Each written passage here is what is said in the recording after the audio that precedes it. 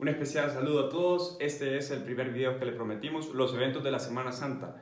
Don Javier nos va a contar lo que pasó el sábado antes del Domingo de Ramos, cuando nuestro Señor Jesucristo llega a Betania, hasta el Domingo de Resurrección. Bueno, no se diga más, pasemos con don Javier. Gracias, Elio. Vamos entonces a tener esta primer clase o charla para que sirva recordar o profundizar en esos eventos de la primera Semana Santa. Esa será la primera parte. Y para comenzar vamos a hacer una aclaración previa, que pareciera una cosa como muy sencilla, pero que da muchas ideas. Y esta aclaración se refiere a cómo medimos el tiempo. Actualmente en todo el mundo medimos el tiempo desde las 00 horas, es decir, medianoche, hasta las 00 horas, hasta la siguiente medianoche. Esa es la manera en que se mide el tiempo. En cambio, en la antigüedad, dependiendo de cada pueblo, se medía el tiempo de distintas maneras. Por ejemplo, los judíos medían el tiempo de dos formas: de la puesta del sol hasta la siguiente puesta del sol. Esto era empleado sobre todo en Judea, es decir, la zona sur de Israel. Y en la zona norte, donde es Galilea, de donde proviene Jesús, y también los fariseos decían que el tiempo se medía desde un amanecer hasta otro amanecer. Los romanos también medían el tiempo de distinta manera. ¿Por qué hemos hecho esta aclaración? Para poder entender la posible cronología de los eventos de la primera Semana Santa. Si uno tomara los 4 evangelios, también algunas cartas de San Pablo y los Hechos de los Apóstoles, entonces tenemos esta cronología. El sábado llega Jesús a Betania, una pequeña aldea situada cerca de Jerusalén. Y ese sábado se queda a dormir ahí. El día domingo entra Jesús de manera triunfal a Jerusalén, montado sobre un borriquito, la gente tomando unos ramos o unas palmas y victoriando a Jesús que entra. Esto es lo que recordamos en el Domingo de Ramos. El día lunes, martes y miércoles, ¿qué es lo que sucede? Que Jesús entra triunfalmente a Jerusalén, pero regresa a Betania, se queda a dormir en la casa de los que son llamados los amigos de Jesús, así dice el Evangelio, que son Lázaro, Marta y María. Entonces Jesús entra en Jerusalén, pero regresa a dormir a Betania. Y desde Betania sale cada día, lunes, martes y miércoles, hacia Jerusalén y retorna a Betania a dormir. En estos días, lunes, martes y miércoles, eso es cuando ocurre aquello de la higuera maldita, que se acerca el Señor temprano yendo hacia Jerusalén a buscar algo de higos para comer, porque habían salido una hora muy temprana y no encuentran nada, y Jesús maldice aquella higuera. También son las grandes controversias en el templo, donde Jesús dirá aquello de destruir de este templo y en 3 días lo volveré a reconstruir. Y luego viene lo que se conoce como triduo pascual. La palabra viene del latín, es tri y die, o sea, 3 días. Triduo pascual. Y entonces, jueves santo, que lo que llamamos, es cuando ocurre la última cena, inicia la pasión, se va Jesús a rezar al huerto de los olivos. El viernes santo, su prendimiento en la madrugada, juicio frente a Pilato y frente al Sanedrín, y el Señor es condenado a muerte. Es cuando carga con la cruz, es flagelado, coronado de espinas, ya lo veremos esto con detalle, y es cuando muere en la cruz. Día sábado santo, que no ocurre nada, y el domingo de Pascua, domingo de resurrección. Y entonces por eso hacíamos esa aclaración previa. Si nos fijamos, siguiendo el cursor, que está aquí a mano derecha, nosotros contaríamos actualmente jueves, viernes, sábado, domingo, contamos 4 días. Pero si utilizamos la forma en que los judíos contaban los días, ya sea en Judea o en Galilea, siempre nos van a salir 3 días. Por eso se llama el triduo pascual. Entonces nos vamos directamente al día jueves santo. ¿Qué es lo que nos relatan los evangelios? ¿Qué es lo que se sabe por historia? ¿Qué se sabe por arqueología? Para entender en profundidad la última cena, tenemos que conocer algunos aspectos generales sobre la Pascua judía. La fiesta de la Pascua o Pesaj se celebraba junto a otras fiestas, se habían ido como juntando las fiestas. Entonces estaba la Pascua junto con la fiesta de los panes ácimos, es decir, panes sin levadura, y era una de las principales fiestas del pueblo judío. Cada vez que aparezca este recuadro, que parece como una alfombrita, digamos, ¿no? Eso es lo que hacían los judíos. ¿Qué significaba la Pascua para Israel? Era revivir el momento de salvación, cuando el pueblo de Israel había estado cautivo en Egipto, un cautiverio, una esclavitud que era bien, digámoslo así, muy dolorosa, o sea, era muy violenta, ¿no? O sea, porque si recordamos aquello, ¿no? Todo niño varón tenía que ser sacrificado y las niñas se podían mantenerla los papás judíos. Pues lo que se revivía en la Pascua de Judíos es la liberación.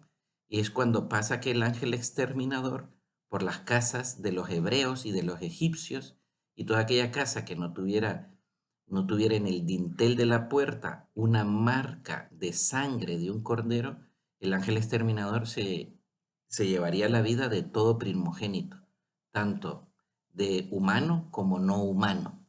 Entonces, según la tradición judía, en la Pascua no simplemente era una fiesta donde uno recuerda el pasado, sino que era un memorial. Esto era parte de lo que Dios les había ido enseñando en esa pedagogía, que no es simplemente recordar un pasado, sino un memorial. Es decir, el pasado se hace presente. Por eso la narración sobre la liberación de Egipto que se hacía durante la Pascua judía se hacía desde en tiempo presente, como si la persona que la va narrando hubiera estado ahí, estaba ahí. De esta manera, lo que se vivió en su momento se vuelve a ser presente en el momento actual. Por eso la Pascua es un memorial del pasado. Y los judíos lo entendían como un memorial que te da fuerzas para trabajar en el presente de la construcción del pueblo de Dios, del pueblo de Israel. Esta fiesta de la Pascua, como es una de las fiestas principales de los judíos, estaba perfectamente estipulado todo lo que había que hacer. Era un rito que se celebraba en las familias, donde se invitaba ya sea a un rabino o el padre de la familia tenía que hacer cabeza en esa fiesta y tenía que conocer todo perfectamente. Esta fiesta se celebraba calculando con un calendario lunar y en concreto los judíos decían que era el 14 de Nisan, un mes que ellos tenían. Esa es la razón por la cual la Pascua año con año varía, porque ya nuestro calendario actual no es lunar, sino que es el calendario gregoriano. El cordero que se iba a comer ese día tenía que estar preparado desde 4 días antes. Y al prepararlo, siguiendo las indicaciones que había recibido el mismo Moisés, no se podía romper ningún hueso de ese cordero. Tenía que ser un cordero perfecto, sin mancha, sin ningún defecto. Y al momento de prepararlo, no quebrarle ningún hueso. ¿Cómo era el desarrollo de la Pascua? El desarrollo de la Pascua era que, en líneas generales, se servían 4 copas, pero entendámonos que no eran copas como diríamos nosotros actualmente, vamos a tomarnos unas copas, todo el mundo tiene algo para beber. No, no, no. Se llevaba solamente una copa y cada una de esas copas iba acompañada de una bendición. La copa solo la podía tomar entre sus manos el padre de familia y él era el que hacía la bendición. Se servían alimentos intercalados en esas copas y entre cada alimento que se servía se rezaban algunos salmos. Y por último, la sobremesa de esta cena no se podía alargar más allá de la medianoche, más allá de la medianoche. Por eso, adelantándolo aquí, cuando uno lee nuevamente la última cena relatada por los evangelios, nos damos cuenta que en varias ocasiones Jesús dirá, ya es la hora, ya es la hora. Porque Jesús lo que está celebrando es la Pascua. Pero esa Pascua Jesús la va a ir rompiendo, una tradición milenaria que Jesús va a ir rompiendo cosas. ¿Cómo inicia la cena de la Pascua de los judíos? Comenzaba primero con una copa y cada copa tenía su nombre. La primera copa se llamaba Kiddush. Entonces el padre de pie recibía aquella copa, bendecía el vino y el día y decía una frase más o menos la siguiente: bendito sea el Señor por el fruto de la vid y del trabajo del hombre. Son palabras muy similares a lo que encontramos en la Santa Misa. Y todos los que estaban ahí respondían amén. A continuación de esa primera copa se hacía una purificación de las manos con agua. Y entonces, si esto es lo que se hacía, los apóstoles cuando están con Jesús en esa última cena, ven que su maestro, a Jesús, que en muchas ocasiones le llamaban rabí, la gente cuando lo veía, porque explicaba las cosas, conocía muy bien la Sagrada Escritura, conocía muy bien la ley de Moisés, Jesús empieza a romper la tradición milenaria. Y en vez de hacer esa purificación de las manos con agua, Jesús lo que empieza es a lavarle los pies a los apóstoles. Por eso es comprensible que a uno al leer el Evangelio, uno se da cuenta que los apóstoles están estupefactos, porque se están dando cuenta que está rompiendo una tradición milenaria y está introduciendo nuevos elementos. Después de que se hacía esa purificación de las manos, se tomaban unas hierbas amargas que se acompañaban con agua y con sal y se hacía una oración. En esa mesa cada uno podía tener su propio plato, pero los galileos, y esto es lo interesante, recordemos que Jesús era de la zona norte de Israel, era galileo, utilizaban una fuente común. Es en ese momento, por eso que Jesús anuncia de que uno de los ahí presentes le va a traicionar. Y Pedro le hace señales a Juan, que tendría unos 18 años en ese momento, que le pregunte quién le va a traicionar. Y entonces Jesús contesta de una manera que para nosotros actualmente parecería raro, pero que no era raro si uno va entendiendo que está celebrando la Pascua. Porque dice Jesús, el que meta conmigo la mano en la fuente, en el mismo plato. Y en ese momento el que mete la mano al mismo tiempo que Jesús en la fuente es Judas. Así, por eso ese es el anuncio de la traición. A continuación se llevaba el cordero asado, pero no se comía, simplemente se ponía en la mesa y se servía una segunda copa, pero sin tomar nada. El más joven a la mesa tenía que preguntar, ¿qué distingue esta noche de todas las noches? Y entonces el padre de familia narraba la liberación de Egipto en primera persona.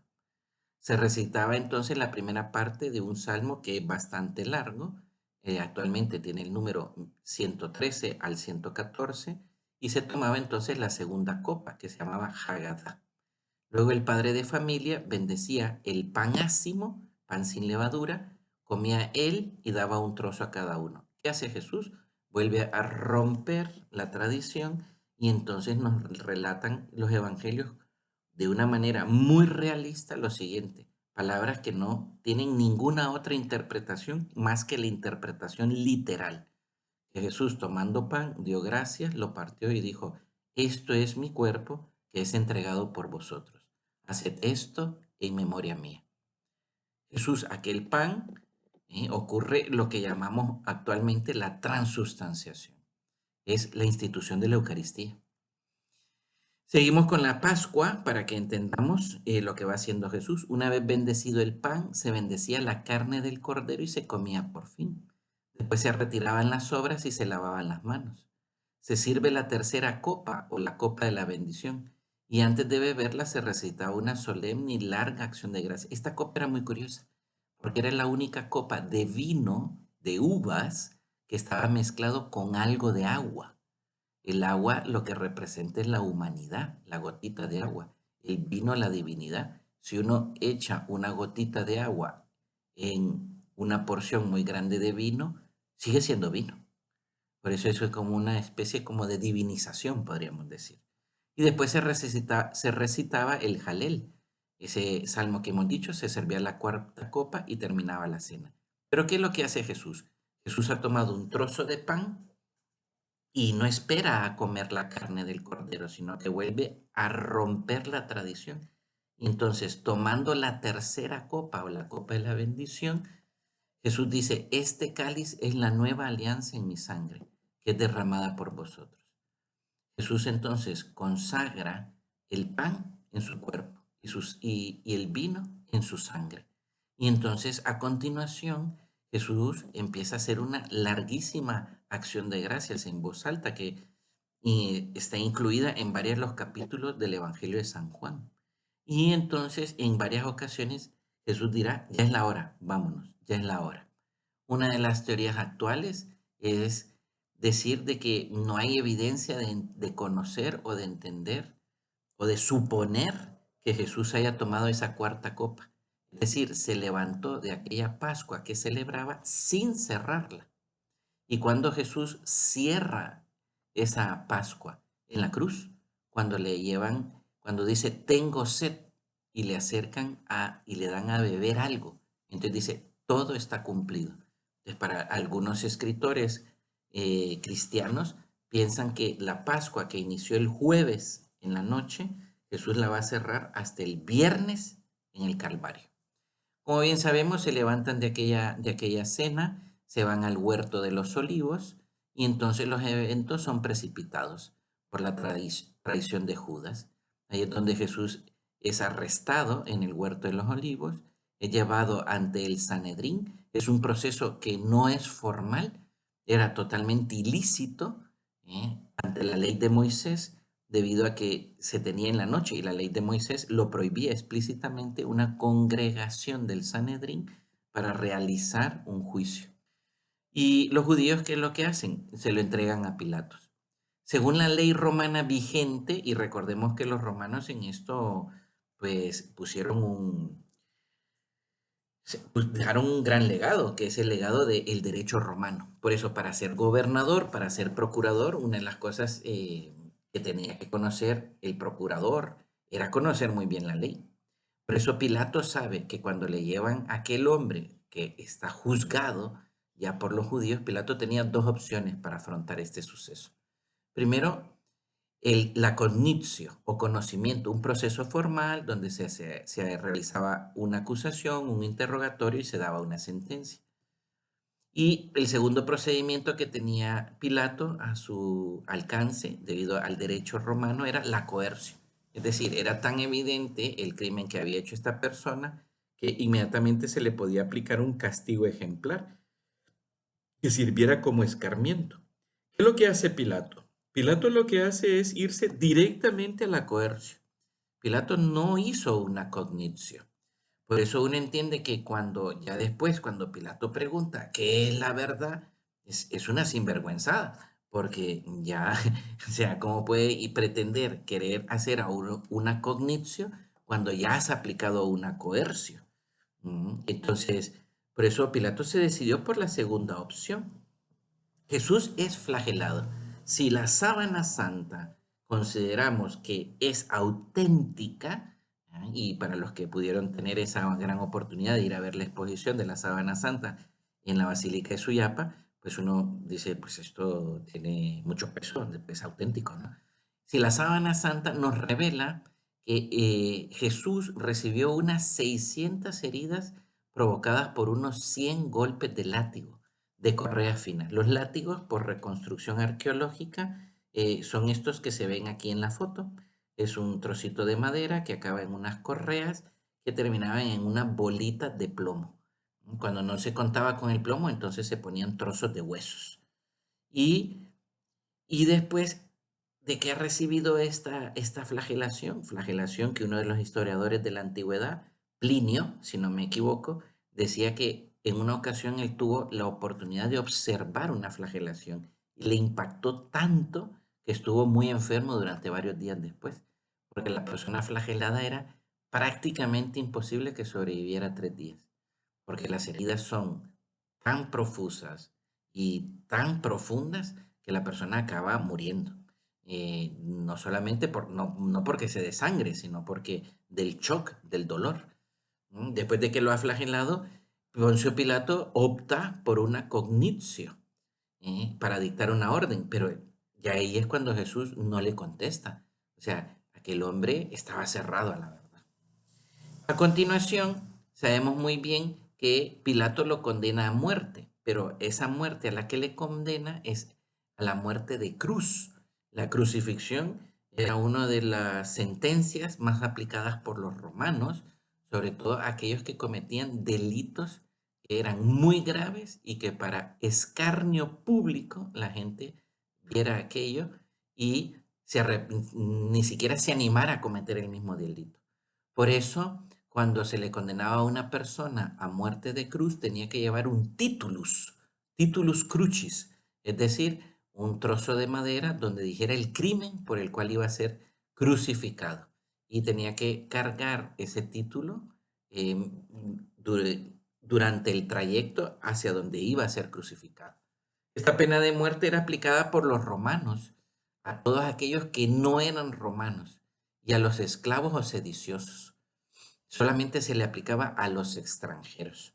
Cuando muchas veces, aquí hago yo siempre un paréntesis, cuando muchas veces escuchamos a veces una crítica o una leyenda negra que dice que la religión promueve el odio, es totalmente falso. Gracias al cristianismo, este tipo de salvajismo ha ido desapareciendo del mundo occidental. ¿Cómo era una reconstrucción de los hechos de ese camino a la cruz? Lo siguiente, fíjate, y en los evangelios nos van contando ahora con hora romana, porque son los romanos los que están ejecutando la sentencia. Nos cuentan con hora romana, dice, a la hora tercia, es decir, aproximadamente a las 9 de la mañana de aquel día viernes, Jesús es conducido al Gólgota, cargando con el patíbulum. Estos son unos dibujos que aparecen aquí en mano derecha. Estos son unos dibujos, unas reconstrucciones de un arqueólogo judío. Y donde se sabe que, por arqueología, que la persona que iba a ser crucificada no cargaba con toda la cruz, sino solo con el travesaño. Pero se le amarraba las manos al travesaño, ambos brazos. ¿Por qué? Y se les amarraba unos a otros, porque esto era un escarnio público. Si alguno de ellos se tropezaba, todos caían al suelo. Y evidentemente, como las manos las llevan amarradas, no pueden poner las manos para frenar la caída. Muchas veces las caídas se frenaban con el rostro. Y por eso uno puede imaginar que Jesús caminó a la cruz, que se va cayendo varias veces. La tradición nos cuenta 3, pero pudieron haber sido más. Pues Jesús iba irreconocible, o sea, tanto de los golpes, de la flagelación, de la coronación de espinas. Y es crucificado. ¿Cómo se crucificaban? Aquí vemos estos dibujos también de arqueología. La crucifixión se le ponía a las personas, si nos fijamos en este dibujo A, se le ponía un pequeño asiento donde la persona crucificada se podía sentar. Ya se le crucificaba con las piernas muy abiertas, con las piernas juntas, pero tenía este asientito que se llamaba sedile, le decían los romanos, porque la crucifixión no te mataba, lo que te mataba era el ahogamiento, que te acababas cansando, porque al tener los brazos en extensión, con las piernas flexionadas, la única manera de respirar es por medio de respiración intercostal. Y claro, eso cansa mucho. Para una buena respiración es la respiración diafragmática. Entonces, la persona se apoyaba en esos pies que habían sido perforados por unos clavos para tomar aire y se sentaba otra vez. Y entonces estaba pensada la crucifixión que durara varios días. Así la gente cuando pasaba por ahí y veía aquellos que estaban ahí agonizando y leían el titulus crucis, se desanimaban de realizar ese mismo crimen. Nos dice el Evangelio que alrededor de la hora sexta, es decir, al mediodía hasta la hora nona, es decir, hasta las 3 de la tarde, la tierra se cubrió de tinieblas. Está actualmente verificado que ese día en esa zona de Israel hubo un eclipse y Jesús fallece aproximadamente a las 3 de la tarde. Para los que están ahí, para muchos de los que están ahí, ver que Jesús ha fallecido es una sorpresa. ¿Por qué? Porque en teoría tenía que haber agonizado más días. Y se comprueba eso que dice un soldado romano que está ahí en la crucifixión, cuando oye que Jesús dice que va a entregar su espíritu y en eso muere. Y entonces dice el soldado romano, este era verdaderamente el Hijo de Dios. Porque se da cuenta de que Jesús no lo mataron, entregó su vida, que es muy distinto. ¿Qué viene a continuación? Lo que nos cuentan los evangelios es acerca de estos dos hombres espléndidos, José de Arimatea y Nicodemo. Eran hombres aristócratas, hombres con mucho dinero, con muchos estudios, por lo que se sabe de ellos, y de influencia, porque se acercan al mismo Pilato y piden permiso para sepultarle. Y se dan prisa para realizarlo, porque esto es el viernes. y ya va a empezar a anochecer, es decir, comienza el sábado. Por eso es la aclaración previa que hicimos. Y esta gente espléndida, José de Arimatea y Nicodemo, llevan una confección de mirra, que es una resina aromática con perfume de aloe, en cantidad digna para la sepultura de un rey. 100 libras, 100 libras. Entre las costumbres judías para dar sepultura a los difuntos se encontraba de que se les cerraba la boca y los ojos por medio de monedas y se les ponía un gran como pañuelo alrededor de la cabeza, un sudario. Eso es lo que ayudaba a fijar la cabeza, a fijar la cabeza para que la mandíbula no se abriera del difunto. Se le peinaba la barba y los cabellos, el cuerpo era lavado y ungido, y el cadáver era vestido o bien envuelto en una sola pieza de lino. Por eso en la sábana santa uno encuentra todos estos detalles, ¿no? De que la imagen que está ahí es la de un hombre que ha sido peinado, un hombre que ha sido torturado, de un hombre que le han limpiado lo que han podido y hizo una sola pieza de lino. Como detalle tal vez muy bonito, en la tradición de la iglesia, el mantel que se pone sobre los altares siempre es de preferencia lino, porque eso es lo que estuvo en contacto con el cuerpo de Jesús y es lo que está ahora en contacto cuando Jesús baja en la Eucaristía. Pero bueno, eso era un comentario. Sigamos con los eventos, sabemos que los sepultan y el día sábado santo no hay nada, porque el precepto del día sábado entre los judíos en el tiempo de Jesús estaba perfectamente detallado. Existían hasta 39 especies de trabajo que estaban prohibidos realizar por los judíos en un día sábado. Es más, un judío piadoso era piadoso porque contaba hasta el número de pasos que podía dar ese día para no romper el precepto. Por eso es un día de silencio y de soledad. Nadie se acerca al sepulcro. Y Jesús permanece en ese sepulcro ahí a solas. Los judíos, en concreto las autoridades de Israel, recuerdan esa profecía que había dicho Jesús de que el tercer día resucitaría. Por eso le piden a Poncio Pilato que deje una guardia a la entrada del sepulcro. Estos son hechos históricos. Y el domingo, los soldados no se habían movido del sepulcro, pero al tercer día el sepulcro estaba vacío. La pesada losa que sellaba la entrada había sido corrida y dentro tan solo quedaban los lienzos que habían envuelto el cadáver. No había cadáver. Este es el gran punto histórico y arqueológico. No había cadáver. ¿Cómo explicar lo sucedido? Solo hay dos posturas posibles. Una, las autoridades del pueblo judío difundieron la versión de que mientras dormía, los guardias habían llegado los discípulos de Jesús y se habían robado el cadáver. Y la otra manera en que se explicaba esto era que los discípulos de Jesús afirmaban que había resucitado, que había muerto realmente y había regresado a la vida corporal con su mismo cuerpo. Por eso no había cadáver. A favor de esta afirmación se aportan dos hechos que no podían ser negados. Uno, no hay cadáver. Y dos, los relatos de quienes le vieron. La gente decía, yo le vi, yo lo toqué. Por eso, claro, nos damos cuenta que siempre este es el gran punto nuclear, ¿no? No había cadáver. Por eso de tanto en tanto aparecen programas de televisión, series de televisión, donde nos dicen, encontramos el cadáver de Jesucristo. Claro, porque no se ha encontrado, no se ha encontrado. Y entonces uno dice, ¿qué es lo que sucede a continuación? Nos relata la Sagrada Escritura que San Pedro llega a afirmar, fíjate, un pescador, ¿cómo habla ahora? Dice, Dios lo resucitó, rompiendo las ataduras de la muerte. Sepa con seguridad toda la casa de Israel que Dios ha constituido Señor y Cristo a este Jesús, a quienes vosotros crucificasteis. Este cuadro precioso, ¿no? O sea que es pura luz. Y este otro cuadro que es el Señor de la vida y de la muerte, como podemos ver, ¿no? Un árbol verde, frondoso, un árbol que ya está muerto, los guardias dormidos, Jesús con una cara de alguien que se está despertando, con imperio, porque va para afuera, se está recogiendo la ropa y va para afuera.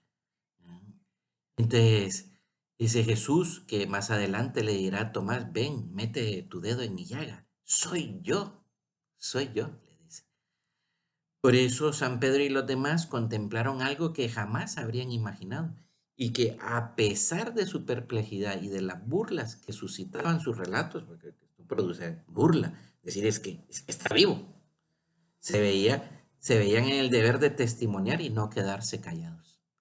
Y esto, como bien lo sabemos, ocurrió pues en el año 30 aproximadamente. Y si uno se para a pensar, eso que ocurrió hace tanto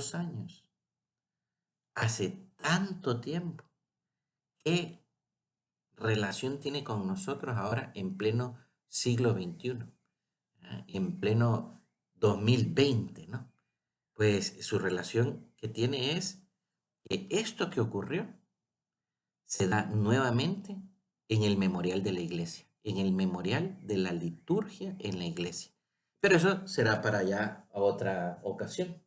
Los dejo ahora con Helio. Gracias, don Javier. Solo a modo de conclusión, algunas ideas. Nuestro Señor Jesucristo quiso pasar los últimos días antes del tríodo pascual, quiso pasar en Betania, porque ahí estaban sus amigos, ahí estaba Lázaro, ahí estaba Marta, ahí estaba María, con quienes él se encontraba a gusto. Y nuestros hogares, San José María decía que los centros del Opus Dei tenían que ser como una Betania, pero eso se aplica realmente a todos los hogares, pueden ser una Betania, donde el Señor se encuentre a gusto, donde encuentre amigos, conversación, donde puede pasar la noche. La otra idea que quería resaltar, los judíos narraban, esto me llamó la atención, ¿no? Ellos narraban la liberación del pueblo de Israel en primera persona. Cuando nosotros expliquemos el sentido de lo que estamos viviendo en la Semana Santa, hacerlo también en primera persona, que Jesucristo lo ha hecho por nosotros. Mañana es Jueves Santos, institución de la Eucaristía, última cena, conmemoramos, es un día de fiesta. ¿Y por qué no? Hacer una comida especial, se puede pedir a los hijos y uno bajar un poco más arreglados, hacer una visita al Santísimo de forma virtual, rezar una comunión espiritual. Si hay un día en que van a dejar que el hijo o la hija pues le van a dar a probar su primera copa de vino, esta es una buena ocasión para probar esa primera copa de vino. Y por último, también todo lo que estamos viviendo ahora son oportunidades para retomar, reforzar o comenzar a vivir prácticas de vida cristiana que son propias de un hogar cristiano. Rezar en la mañana, ofrecer el día, antes de acostarse rezar al ángel de la guarda, al ángel custodio, 3 Ave María de la noche, el bendecir los alimentos, dar gracias por los alimentos. Todas estas prácticas se pueden comenzar a vivir o volver a explicar el sentido de lo que ya se hace en estos días de Semana Santa. Bueno, un especial saludo desde aquí, desde Espabel. Nos vemos mañana.